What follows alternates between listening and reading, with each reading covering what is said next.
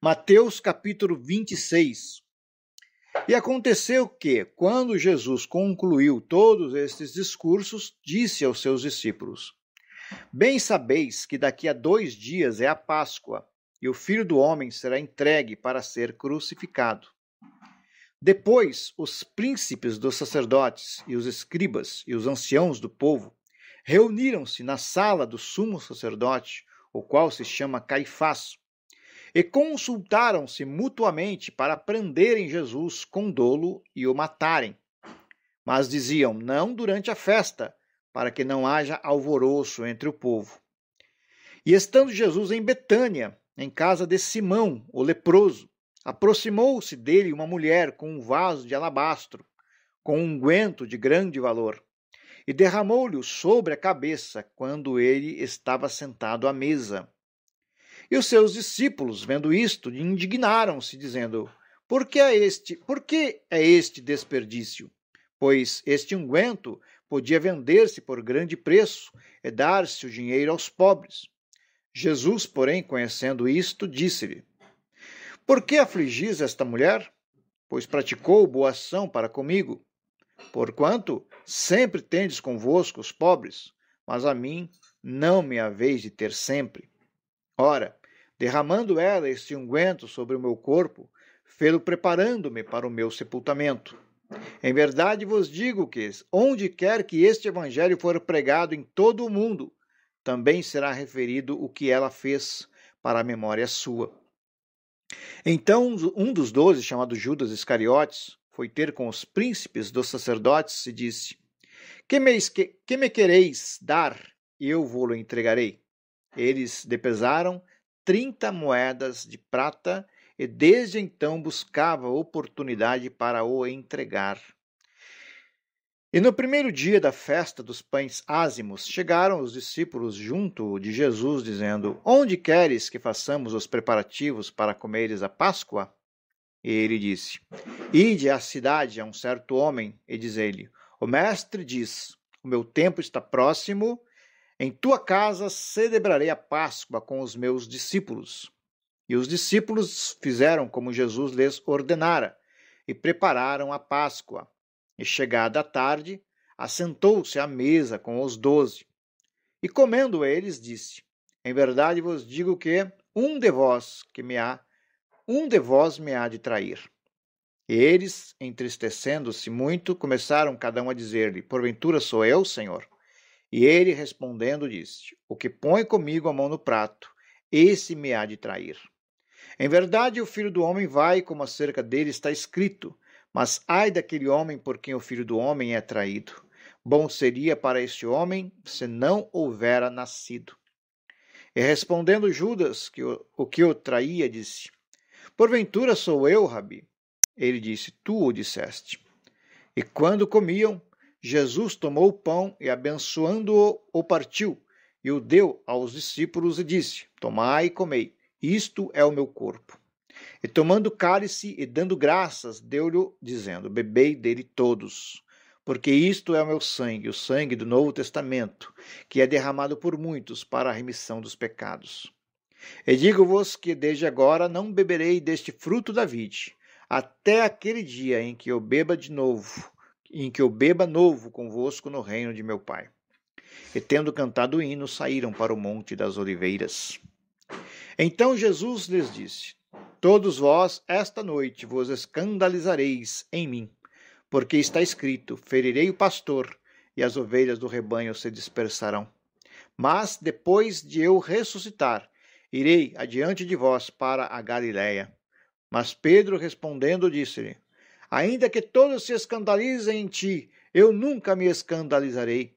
Disse-lhe Jesus: Em verdade te digo que, nesta mesma noite, antes que o galo cante, 3 vezes me negarás. Disse-lhe Pedro: Ainda que me seja mister morrer contigo, não te negarei. E todos os discípulos disseram o mesmo. Então chegou Jesus com eles a um lugar chamado Getsêmani e disse a seus discípulos: Assentai-vos aqui enquanto vou além orar. E levando consigo Pedro e os 2 filhos de Zebedeu, começou a entristecer-se e a angustiar-se muito. Então lhes disse: A minha alma está cheia de tristeza até a morte. Ficai aqui e velai comigo. E indo um pouco mais para adiante, prostrou-se sobre o seu rosto, orando e dizendo: Meu Pai, se é possível, passe de mim este cálice. Todavia não seja como eu quero, mas como tu queres.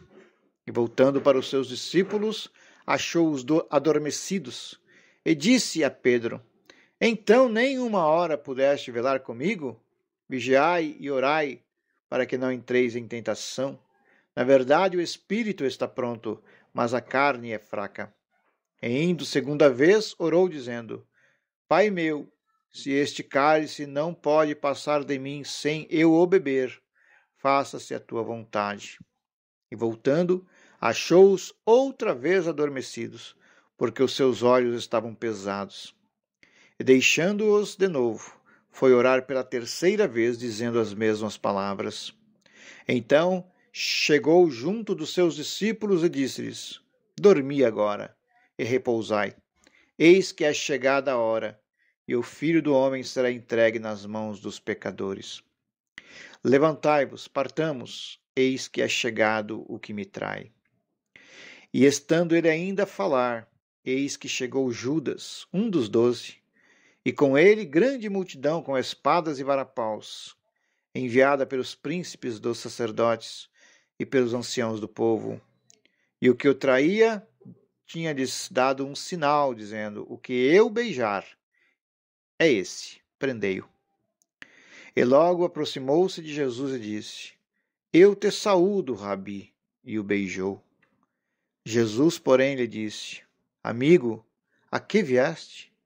Então, aproximando-se eles, lançaram mão de Jesus e o prenderam.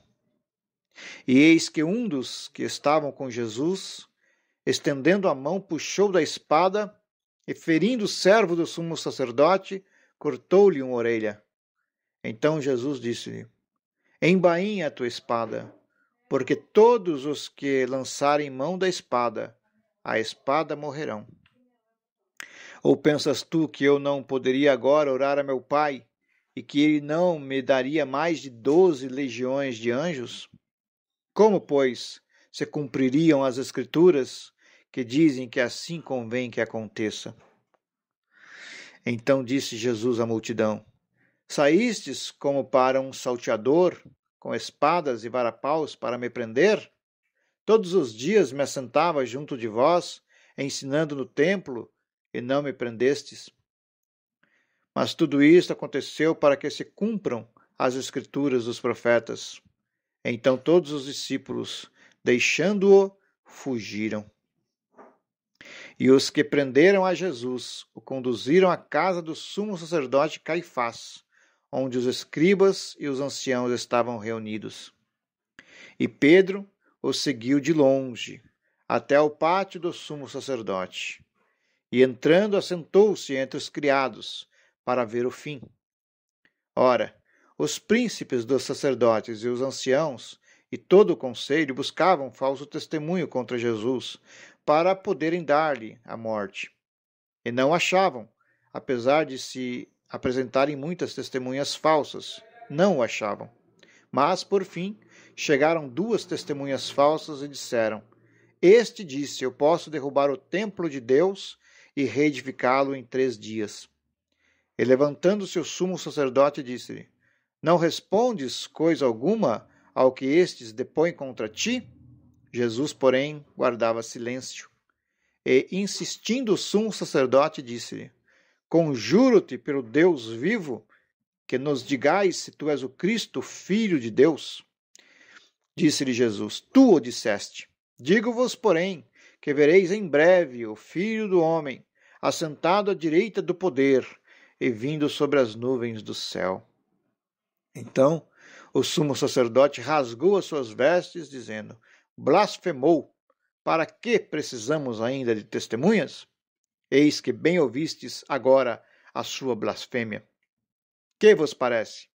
E eles, respondendo, disseram: É réu de morte. Então cuspiram-lhe no rosto e lhe davam punhadas.